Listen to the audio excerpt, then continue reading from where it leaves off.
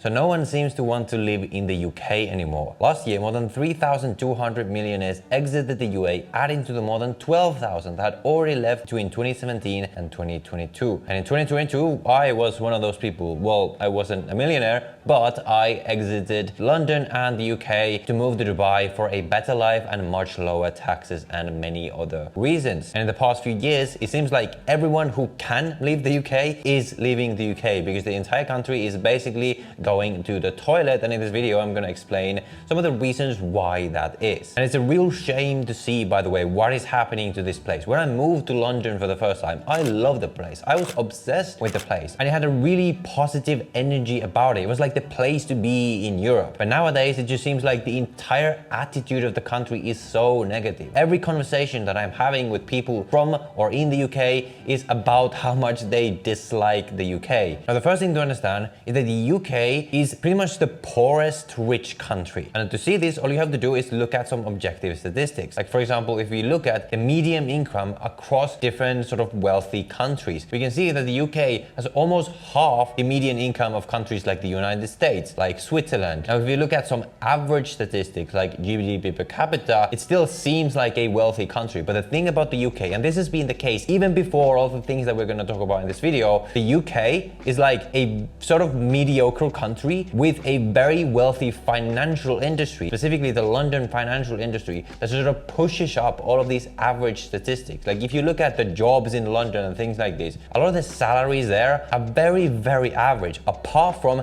a couple of industries like finance and sort of professional services industries that are sort of attached to the financial industry in London. But I just say this just to set the context that the UK in general was never at the same level of like the US in terms of development in like technology, for example, and other industries. It's always been sort of a mediocre country just propped up by this really successful financial industry. But then on top of that, there are a few things that happened in the past few years that have just made things worse and worse and worse for the UK. The first of these was Brexit. So when Brexit happened, and whatever you think about that, the fact has been the GDP has been like several percent lower than what it would have been had they stayed in the EU. Then you had the pandemic. Obviously, the pandemic hit the UK especially badly. And when they had all these policies of just lockdowns and closing everything down, and they're like, oh, it's fine, we'll just print money, all of this. Again, I don't want to go into all the politics about that, but the downstream impact from that has been that a lot of businesses have closed down, and with the inflation from the money printing and everything like that, things have got worse and worse and worse. But that is still not all, because then we had the energy crisis in the UK that again was especially bad in the UK because of where they get their energy and things like this. It was pretty bad, and all of this was happening at the same time as all of these other factors. And when you had all of these factors stacked on top of already a fragile economy, you just have a completely toilet economy. And that is still not all, because throughout all of this, the government has been anywhere from mediocre at best to absolutely horrendous at worst in the way that it has been responding to a lot of these events. So all that to say is that the first core reason why everyone is leaving the UK right now is that the economy is just basically in complete toilet, and it's sort of in this vicious cycle that is going to be very, very difficult to get out of. And what ends up happening is that the government doesn't have the finances anymore to fund the healthcare. Like the healthcare in the UK is deteriorating. It doesn't have the money to fund the infrastructure, all these things. It doesn't have the money, or to be fair, also the willingness to police the crime and things like this, which just leads things to get worse and worse and worse. And what does that lead to? Well, it leads the people at the top who are by design in the best position to actually leave the country and go somewhere else, like Dubai, where I went, or Singapore, or a lot of places in Asia that are actually going up. It leads those people to leave, which means that those people who are precisely the people who are actually paying all the taxes are leaving, which means what? The government has even less money now. So what do they have to do? Well, they kind of have to raise taxes, because otherwise they're going to go bankrupt in the short term. And what does that lead to again? Well, again, the people at the top are going to see, okay, there's more taxes, more tax the rich, all this, for again, even less services, worse crime, all these kind of things. So they're going to keep leaving again and again and again, which means they're going to have to raise taxes even more. More of them are going to leave. Again, less tax revenue. You see what I mean here? The UK is in this very terrible, vicious cycle that is very, very difficult to get out of, which is why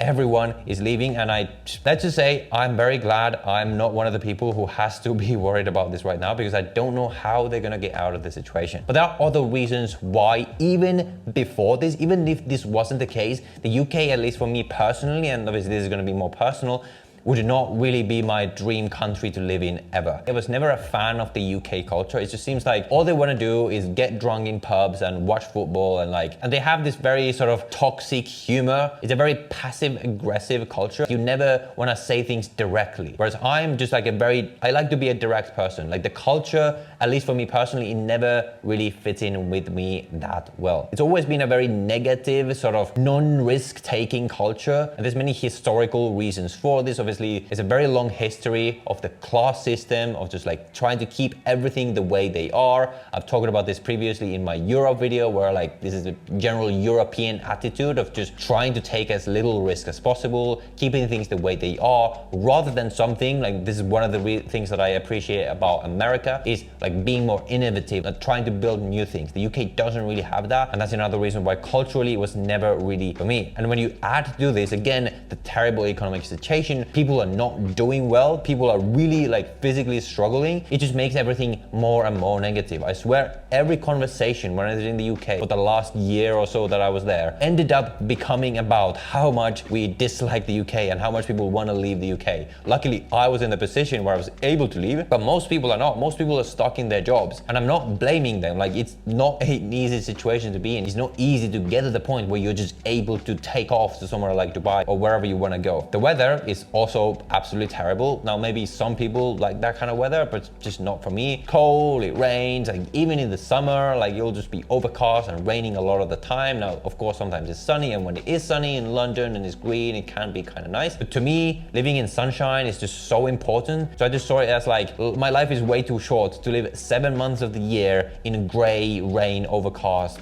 and cold. Like that's just not the kind of life I want. So really what the UK is becoming is like Spain and Italy economically, except it doesn't have the weather or the food or the vibes to sort of make up for it. So yeah, not a great situation for the UK. And then of course you have the crime. I remember one of the apartments I lived in London when I was a student, there were literal stabbings. There were stabbings on the street in front of our buildings multiple times during the year when I was there. Multiple times I would hear the police that were arresting yet another person. There was someone being beaten up like on the street where I was living. Now of course not every area is going to be like this, but this is the reality of being in London. It's not even going in the right direction. If it was going in the right direction, I would have some hope, but it's just going in a worse direction. It's in this vicious cycle of with the taxes and like the problems and everything. Everyone's leaving. It's a sinking ship. Like that's all I can really say. So what should you do then? If you're in the UK right now, how can you leave? Where should you go? How can you save yourself? You as an individual have one life. I think you should focus on improving your life. Go where you are treated best. Don't try to stay and fight and hope and try to just hope like, oh, perhaps the right person will come in that will fix everything. Like I think your life is just too short to waste your time and your energy on that. I think the first step for anyone is to get a location independent income, an online income source. This can be social media, agency, online business, whatever. There's so many different ways to do this. And the reason why you want to do this is because it means that wherever you are, if that place starts going downhill, you can just take off and leave. So that's going to be your first step. Your second step is to find the place that offers the most for you, ideally for the lowest cost. Now this is going to be depending on your preferences, on what you like, what you actually are looking for. I was looking for warm weather. I was looking for a place that's safe, that's modern, that's motivating, that's really exciting to me, and also that has very low tax. And for various reasons, Dubai and the UAE, for me, for my preferences, offer the most. If you yourself are interested in moving to Dubai, by the way, I have partnered with 2 business partners who are experts in the business setup space in Dubai. They can help you exit the UK or whatever country you're in right now and get set up in Dubai and the UAE with your business, your tax residence, your family, everything in as little as a month. What they offer is a free 45-minute consultation down below where they can walk you through the entire process, explain to you how everything works, and then you can make your decision yourself for you and use the services if you want to. After you have decided where you want to go, whether it's Dubai or Singapore or Switzerland or wherever you want to go, your next step is going to become a non-resident in the UK. Now the UK has these residence tests that you want to look at to ensure that you're able to exit yourself out of the tax net of the UK. Now, this is going to be beyond the scope of this video, but I'm going to make a second full video on the specific process of exiting the UK, how I did it, everything like that. So subscribe to the channel to make sure you don't miss that one. But after you have done that, that means you are now non-resident in the UK. So you're no longer taxable in the UK. You're going to be able to just pack up and leave and go to your new life in your new country. That is what I recommend everyone do. I don't recommend you stay in the UK. But with that said, I've given you sort of a high level overview of why the UK is sort of going downhill. But previously, around a year ago, I made a full video on all of my personal reasons why I left London forever and why I'm never going back there. If you want to see that video, you can watch that video right here. If you are, however, more interested in specifically moving to Dubai, then you can watch this video right here where I will explain the entire process for you so you know exactly what to do. So watch one of these videos next, and I will see you in the next one.